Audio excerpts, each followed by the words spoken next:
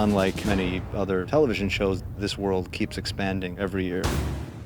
In terms of production design, one of the most difficult seasons because there are so many new places that we visit, from Marine, the Dreadfort. Not just new locations in the same world, but new societies and new cultures. Having watched this season being shot, I'm convinced it's going to be one of the best we've ever done.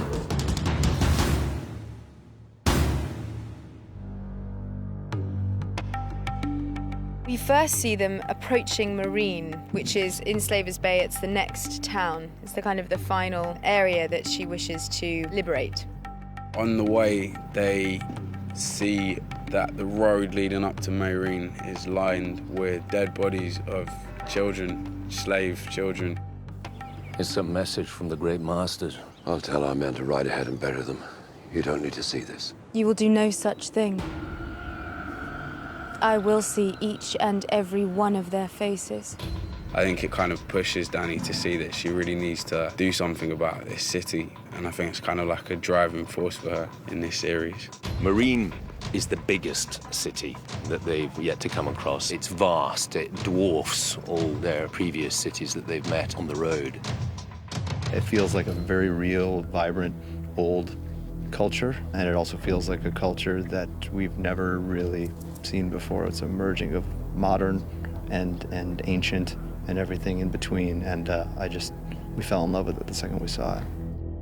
Whilst she may be able to go through and seemingly fix all of the problems by snapping her fingers and simply getting rid of the problem, if she is going to be the ruler of Westeros, and if she is going to sit on the Iron Throne, then she needs to know what to do once she's on it. And so I think she's using Marine as a way of exploring what kind of a leader she could be. Oberyn Martell is the second son of a very powerful family in the south of Westeros, in the region of Dorne, which is semi-renegade region, one that's never truly accepted the rule of the Iron Throne. They've always chafed under the yoke of the Lannisters. Forgive me for staring. I don't see many Lannisters where I'm from. Oberyn Martell is the ultimate wild card. He's unpredictable, he's dangerous, he's fun and charismatic, and he's completely different from every other character we've encountered on the show. I would describe Oberyn as a deeply passionate person who is either going to kill you or have sex with you. I'm here to welcome you to the capital. Illaria's son, my paramour. The king's own Uncle Imp, Tyrion, son of Tywin, Lannister. Ilaria is the paramour, which basically the lover of Oberyn. They come from Dorne. There's no shame there. If you're a bastard, you're nothing here. Whereas we have loads of bastards. I'm surrounded by them. That's my family. I'm one. Bastards are born of passion, aren't they? The reason I come to King's Landing is really for revenge. Something that has really shaped his identity is having lost his sister, nephew, and niece, and has given him his sort of like life goal. The Lannisters aren't the only ones who pay their debts.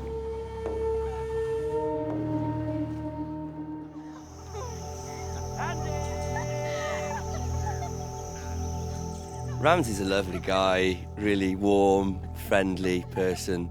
He likes taking walks in the countryside, murdering people, flaying people, torturing people, that kind of thing. You can see that your presence has become a bit of a problem. He enjoys doing it. It's not kind of, I'm a bad person. It's like, this is great, I'm really enjoying it. And, that's the sort of key to the character. The Boltons were notorious in these primitive, barbaric days for taking their enemies and flaying them. Their castle, where these things took place, got the name of the Dreadfort because of the dreadful things that were happening there. Father, welcome home. His greatest goal is torturing people. Secondly is needing the love of his father. You flayed him. We've been flaying our enemies for 1,000 years. The flayed man is on our banners. My banners, not yours. You're not a Bolton, you're a Snow. He hates being a bastard. You see it with Jon Snow as well. It's like, it's used, you're a bastard.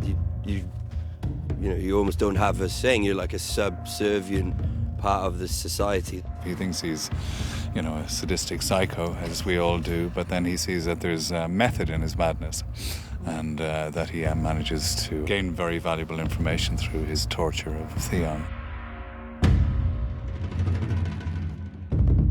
From House Tyrell, Your Grace, it is my honour to present you with this wedding cup. May you and my daughter Marjorie drink deep and live long. Mace is described variously by others as an oath, the Lord of Oath. However, in my view, I think he's quite a wise old cookie and he's just bumbling along. Not now, Mace. Lord Tywin and I are speaking. She actually can't stand him. He's sort of 2 paces behind everybody all the time, intellectually and physically.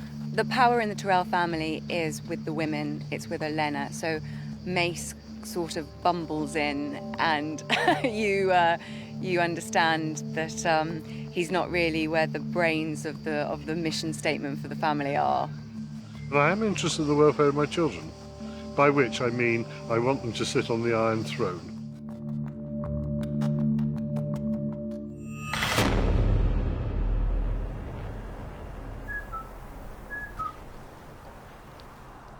We are still south of the wall, and we are waiting for Mance's orders because we lost Orell, our warg, so we can't see anymore. So we are pretty lost out there. And then suddenly the Thenns show up. Thenns. I fucking hate Thenns. Magnar of Thenns. It means king. In this word, you can feel this character, actually, Magnar. Stir. He is the Thenn boss. He's the most intimidating, actually, because I think he's got most of the scars on his head, so he's also like a brutal killer. I know we've had our differences, but just one time, before you die, you really ought to try Crow. They're cannibals. They look gruff, they look incredibly intimidating and scary. They are eating human bodies. It's something between an animal and a human being. I'll answer demands. I won't answer to you. It's Mance's orders, and they are great fighters, and that's what matters now. The wildlings and all the free folks they're fighting for their life as well.